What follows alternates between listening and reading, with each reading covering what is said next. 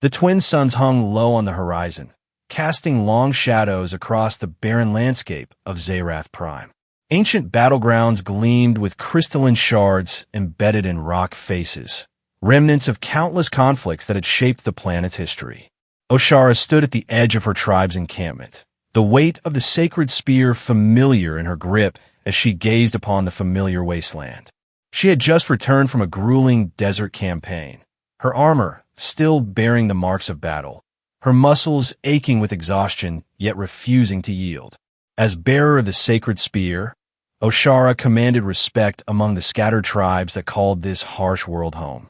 Each tribe possessed its own symbols of power, enchanted weapons, guardian creatures, or ancient artifacts, but none held the prestige of the sacred spear. It was more than a weapon. It was a living testament to her lineage, a bond between past and present warriors who had fought for their people's survival. The wind carried whispers of sand and distant echoes of battle cries as Oshara made her way through the camp. Warriors saluted as she passed, their eyes reflecting both reverence and concern. She had been among them for years, leading them through victories and defeats alike, her presence as constant as the twin suns above. "Commander," a young scout approached, his face etched with urgency. "A message arrived while you were on patrol." Oshara took the sealed parchment, her fingers tracing the wax insignia. The sight of the marking, two hands clasped in eternal bond, made her blood run cold. It was the symbol of the Ranu tribe, distant allies from the Grey Hills region. But it was also the personal emblem of Kirin, a warrior who had fought beside her, loved her, and died in her arms 3 years ago. Her hands trembled as she broke the seal. The message was brief, written in ancient script. "Come to the Grey Hills. The past demands reckoning. He who fell lies again."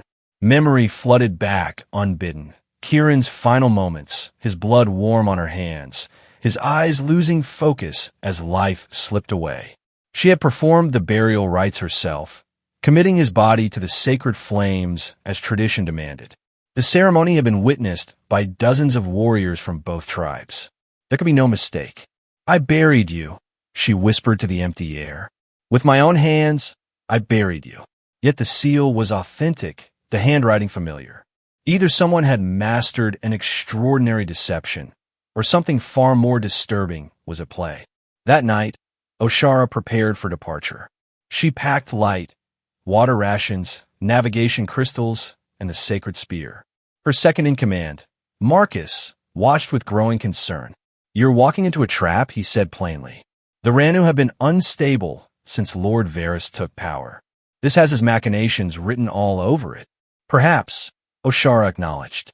"But if there's even a chance that Kirin lives?" Marcus shook his head. "We both saw him die. You held him as he took his last breath." Oshara fastened her travel cloak, the fabric catching the flickering light of their campfires. "Then I need to know who would use his memory against me, and why." Dawn found her already miles from camp, traversing the wasteland of shattered stone. The terrain grew increasingly treacherous as she moved deeper into the Badlands. Towering rock formations pierced the sky like ancient fingers, their surfaces carved by millennia of wind and sand. Dust storms howled in the distance, creating an ever-present symphony of desolation. On the third day of her journey, Oshara encountered a merchant caravan under attack. Bandits, or perhaps hired mercenaries, had surrounded a small group of travelers. Without hesitation, she charged forward, the sacred spear humming with ancient power. The battle was brief but intense. Her spear moved with devastating precision, each strike finding its mark. The attackers, caught off guard by her intervention, scattered into the wasteland. As the dust settled, a young merchant emerged from the ruins of his wagon. "My thanks, warrior," he said, bowing deeply. "I am Renner of the Easter trade routes. Your timing was fortunate." Oshara helped him gather his scattered supplies. "What brings a merchant to these forsaken lands?" Renner's expression darkened. "Trade, certainly, but also rumors. Strange happenings in the Grey Hills. They speak of dead men walking, of memories twisted and reshaped."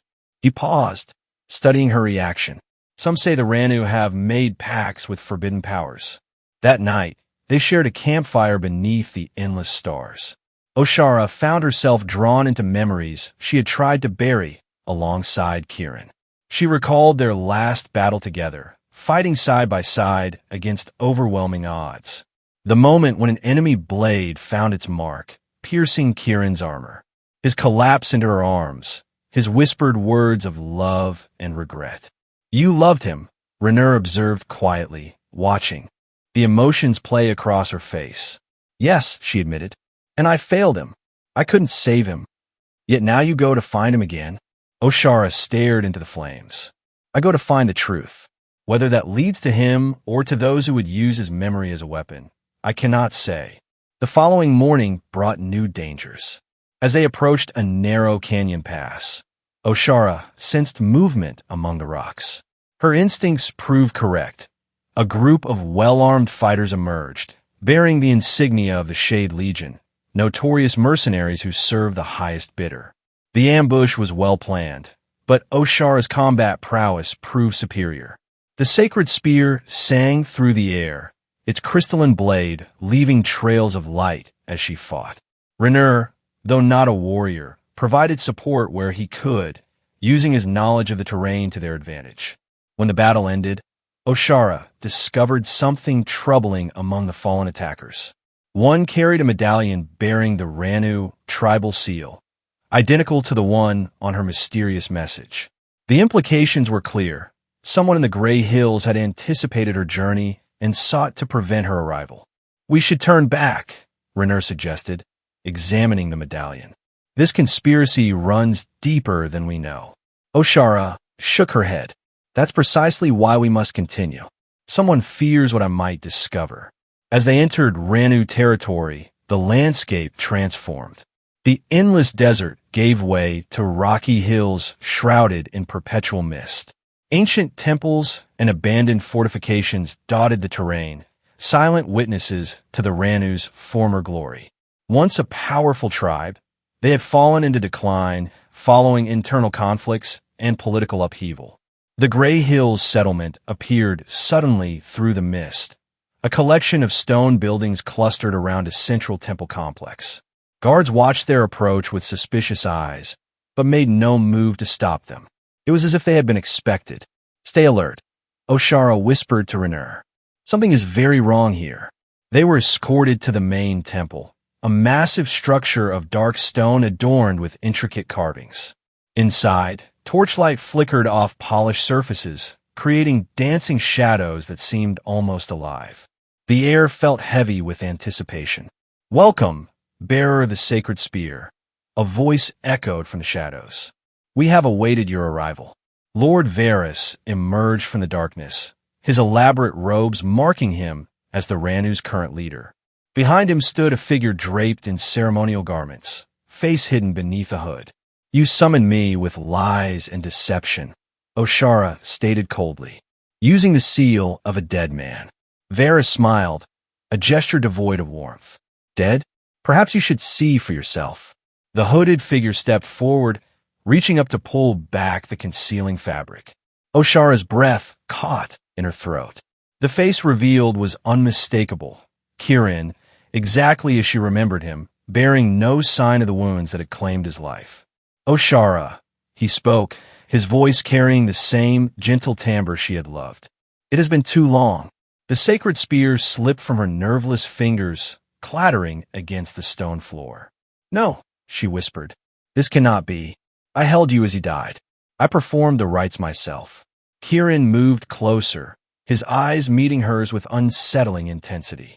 "I remember your tears," he said softly. "I remember your grief. But perhaps what you remember is not the whole truth." Confusion and anger warred within her. This man bore Kirin's face, his voice, even his mannerisms. Yet she knew with absolute certainty that she had watched him die, had felt his heart stop beating beneath her hands.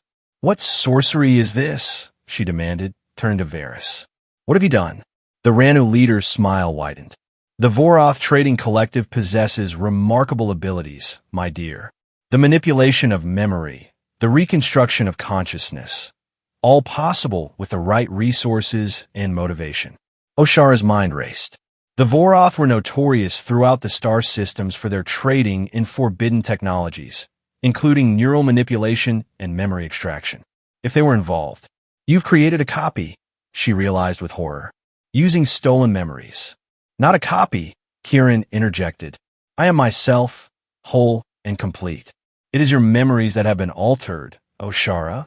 The battle you remember, my death, all carefully constructed illusions to separate us.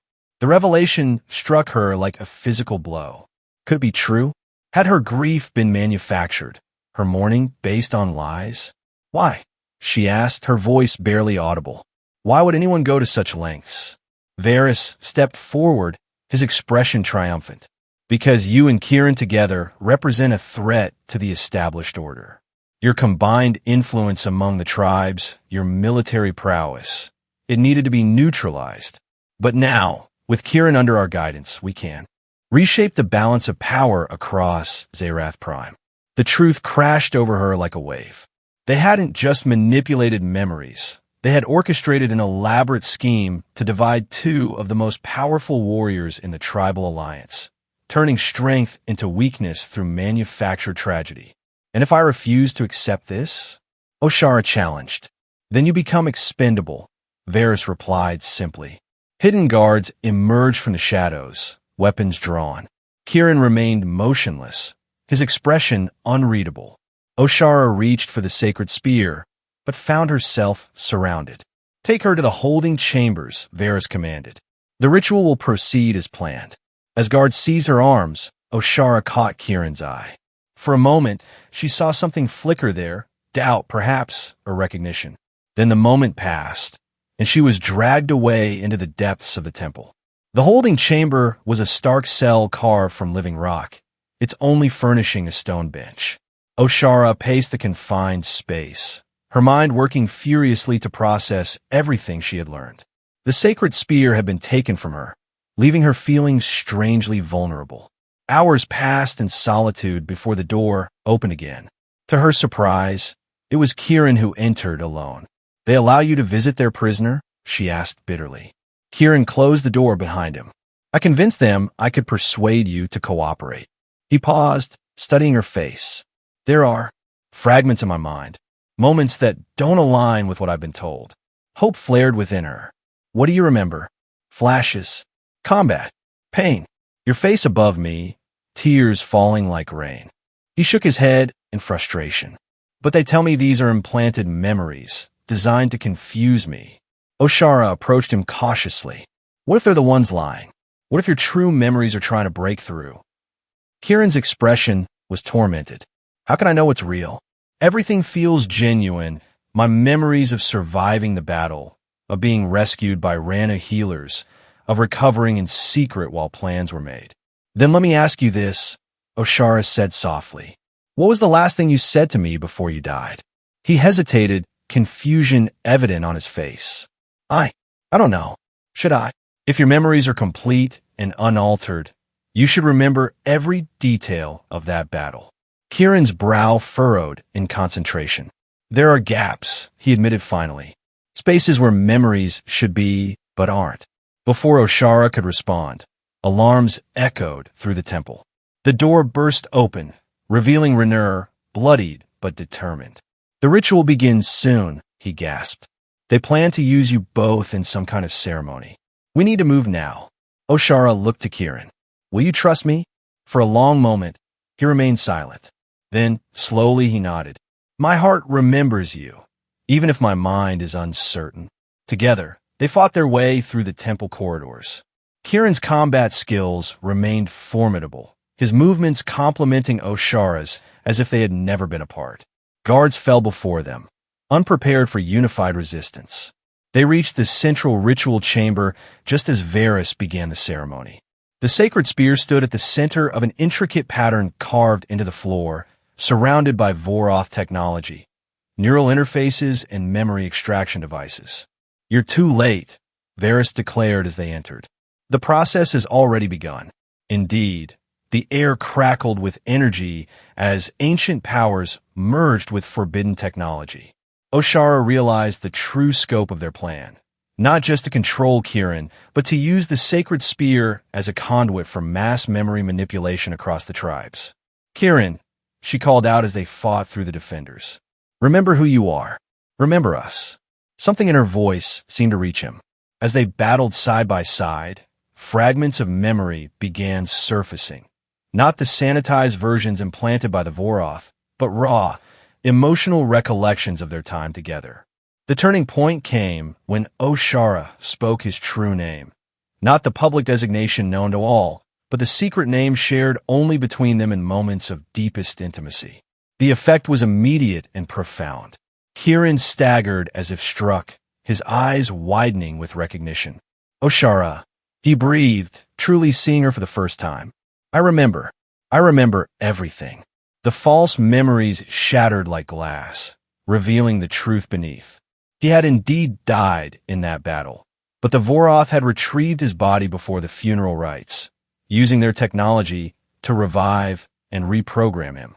The man who had been burned was a carefully crafted duplicate, designed to complete the deception. With his true self restored, Kirin turned on their captors with fury. Together, he and Oshara fought their way to the sacred spear. As Oshara grasped its shaft, the weapon blazed with power, responding to its rightful bearer. Varys attempted to flee, but Kirin intercepted him. You stole 3 years from us, he growled. You twisted my mind and broke her heart. The battle that followed was brief, but decisive. With the sacred spear's power unleashed and Kirin fighting at her side, Oshara overcame the remaining defenders. The Voroth technology overloaded and failed, its delicate neural networks unable to withstand the weapon's ancient energies. As the dust settled, Oshara and Kirin stood amid the ruins of Varys' ambitions.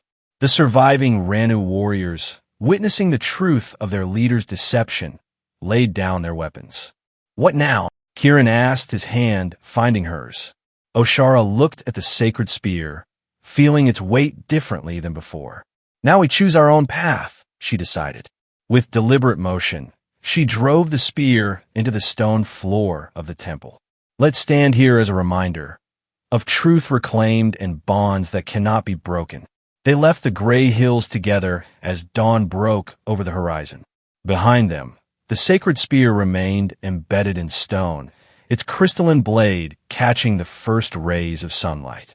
They had lost 3 years to deception and manipulation, but they had gained something precious, the freedom to forge their own destiny. As they walked side by side into the brightening day, Oshara reflected on the journey that had brought them here.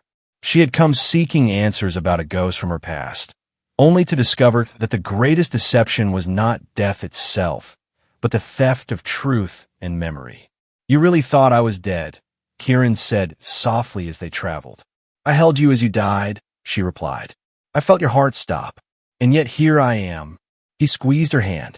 Perhaps some bonds are stronger than death itself. Oshara smiled, feeling lighter than she had in years. Perhaps they are. Their path led them away from tribal politics and ancient obligations, toward a future they would shape together. Behind them, the sacred spear stood sentinel in the abandoned temple, a monument to their triumph over those who would manipulate memory and destiny for power. The twin suns rose higher, painting the landscape in hues of gold and amber. Whatever challenges lay ahead, they would face them together. Their memories, their love, and their truth finally their own once more. In the years that followed, stories spread across Zerath Prime of the warrior couple who had defied the Voroth trading collective and exposed the corruption within the Rana leadership. Some claimed to have seen them in distant settlements, helping those in need. Others swore they had vanished entirely, transcending the mundane world for realms unknown. But in the gray hills, the sacred spear remained where Oshara had planted it, its blade eternally gleaming. Pilgrims came from across the planet to witness it, drawing inspiration from its presence. For it stood not just as a weapon, but as a symbol that truth, once discovered, could never again be buried, and that love, truly felt, could overcome even the most elaborate deceptions. And sometimes, in the quiet moments between dusk and dawn, travelers claim to hear whispers on the wind, echoes of a name spoken in love, and the gentle sound of a spear trembling in recognition of its true bearer.